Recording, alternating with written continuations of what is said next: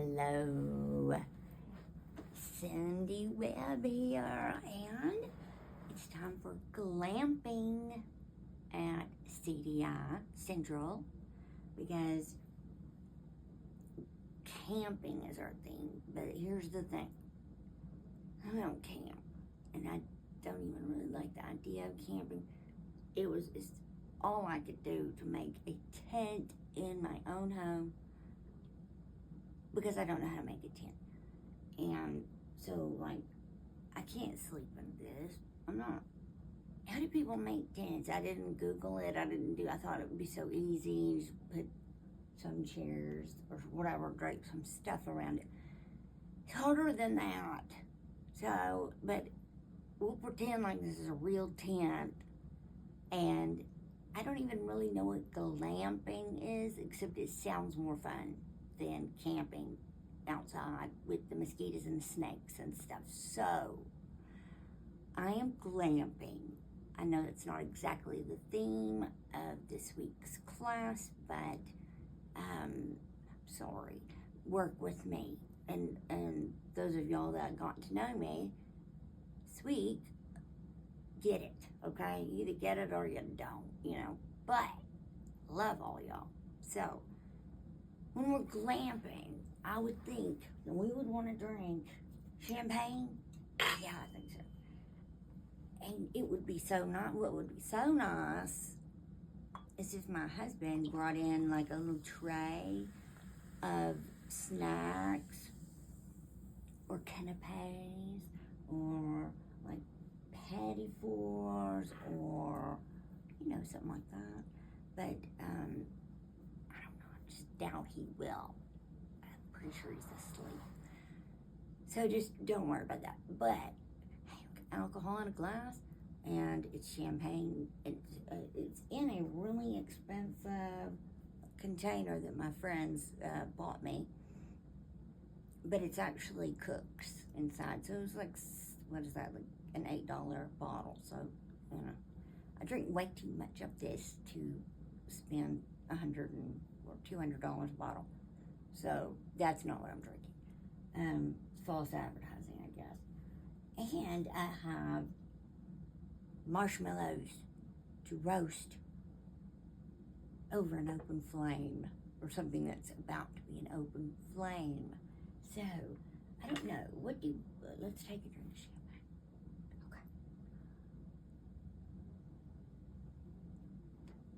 Lovely. Alrighty. Now, what do people do when they're camping? I have absolutely no idea. I would think you'd be just doing the best you could do to get a dang tent put up. And then, what do you eat? In the middle of the woods? No, I will never be doing that. I can tell you that right now. I don't care how loaded down I am. There's smoke everywhere. Look, this is a fire hazard, right? Not this chair so much. This chair is kind of a fire hazard. I think we've got alcohol, matches, perfume, which is also made of alcohol, all flammable. So I think I'm gonna move these. And I don't know, not the alcohol, I'll keep it up here. But what else do you do when you're camping? I know if I were camping, and I would feel like it's a very high possibility that I would die that night, okay? And I'd like to go out in some sort of a style, so I put on this mink hat. I think it's just, why not? It's kind of, I don't know, kind of campy. Campy? Okay. Anyway, but I know something that we do when we camp, right? We tell ghost stories. And, okay, I've got so many of them. But I've got one that's pretty good. And it actually is true. So, it's a real ghost story. Right now, I'm in my home that I grew up in here in Conway, Arkansas. And in this very room, which is now my closet, is the room that I grew up into. I used to have this clock radio, and some of you are too young to know what that even is, but it was my alarm clock. It was the radio that I listened to music on, AM, FM radio, and it was awesome. I loved it. I had it for years.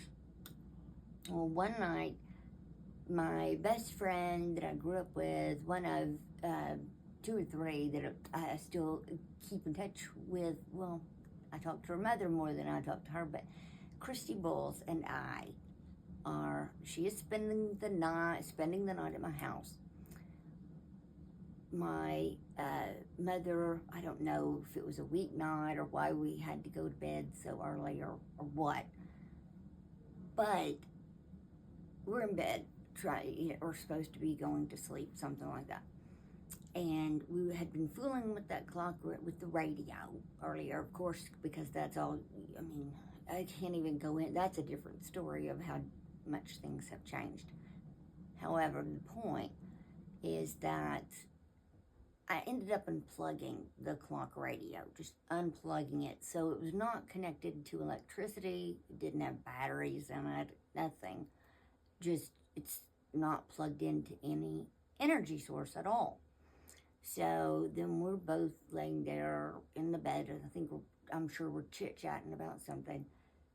And all of a sudden, the theme from a movie called The Chariots of Fire, it was an Academy Award-winning film, very old, okay? But the music is what won the award, I believe. And it was just an instrumental, and they play it in a lot of films because it's kind of like a winter song. You win. Okay, so all of a sudden that song comes on my clock radio that is unplugged, that has no power source. And so I started screaming for my mother, of course. Or dad, I didn't care. I mean, just some adult, please come in here. And my mom, who had the answers to literally every question, I had the question, she had the answer. And I mean, they were both very smart, but she had just instantaneously always an answer. And we told her what had happened, and we were both kind of scared because it was close to about the time either, I don't know, Nightmare on Elm Street or something had been out, some movie that was extremely scary. And my mom said, oh no, electrical devices still will have electricity coursing through them even after they're unplugged from the power source. It happens all the time. And we thought, okay, good. Thank goodness that we don't have a poltergeist or some demon in the room. Oh, good. Okay. Well, unfortunately, and this is sad, my mother passed on a couple of years ago, and close to the end of her life, she started confessing some things to me like, remember when I told you childbirth didn't hurt? Well, I lied about that one. Well, she lied about a lot of stuff, about things to keep me from getting scared, is what I'm saying. And, just some were funny, She remembered all of them, and I said, well, that time that the clock radio started playing, and it wasn't even plugged in or anything, and you came in with this really intellectual reason why it would have started playing on the unplugged device or radio, whatever. And she goes, no, I don't remember that. When she would have said, I don't know, it's just weird. It still scares me, and I don't know where that clock radio is. I'm pretty sure that it's gone forever, like thrown away. But it scared me ever since. you know something else that's ironic about the whole thing, or chariots of fire, let's say. If you don't know what that is, Google it real quick. You'll get an image of some guys in Europe running down a beach in like the 20s or something, in not jogging clothes. I don't know, it's just running clothes for the old-timey days. But anyway, do you know who the producer of that movie, Chariots of Fire, was? It was Dodi Al-Fayed. And what happened to him? He died in a car wreck with none other than Princess Diana. Now, what does that prove? The Queen killed Princess Diana. We all know that. We all know she caused that. She hated her. And poor Princess Diana. And I just still feel so sad about that whole thing because, you know, there was somebody that was trying to do good. She was 20 years old and married this, let's just admit it, unattractive. He's a prince, yeah, but I mean, he wasn't the cutest thing in the world. But that's okay. Point is, she was in love with him. And he wasn't. He was marrying her because he had to marry a virgin, so he was marrying the youngest person or prettiest person of royal blood that he could find, I guess. I don't know. But she was so pretty, and she was, 19 or 20? Bless her heart. And that interview, that show of them, and they ask her, are you in love? So are you in love with Prince Charles?